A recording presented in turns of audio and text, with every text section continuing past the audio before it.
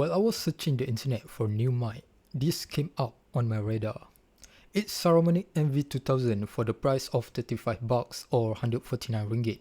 Not sure why, maybe they want to clear stock. An impulse buyer like me is the victim. You can't buy it because it's out of stock right now. What makes it interesting is this was originally priced a year ago at 75 bucks. That is the price of Samsung Q2U, and if you watch microphone review, that mic is probably one of the most recommended dynamic microphone for anyone who want to start to go serious with streaming. And then there is this Razer Siren Mini, a $30 microphone, 40 if you are in state. Probably the best USB microphone Razer ever released till this day. This video is not a comparison video which mic is great and which mic is bad, because they all sounds great for streamer. This video is to show you this mic and what you actually get and what I think with microphone market overall.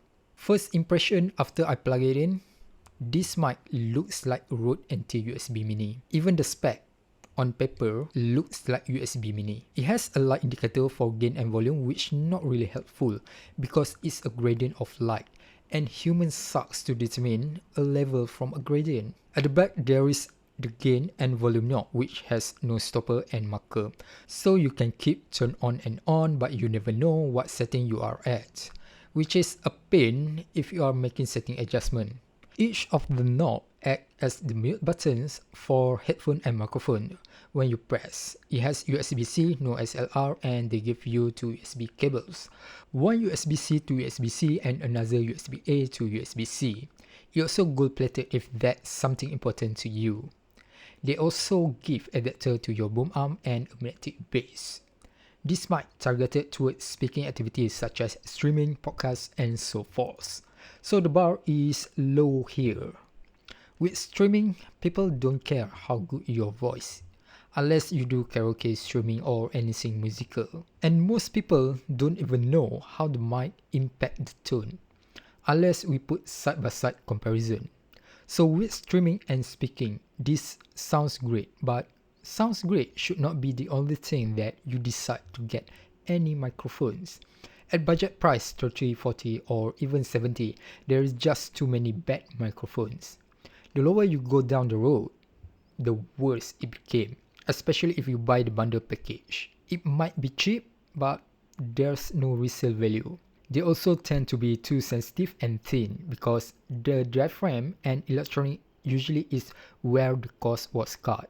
However, if you go higher or more expensive, the extra stuff you get is less and less, excluding gaming microphone because those are not really that great. For a condenser USB mic, the only mic that I can recommend for starter is Razer Siren Mini.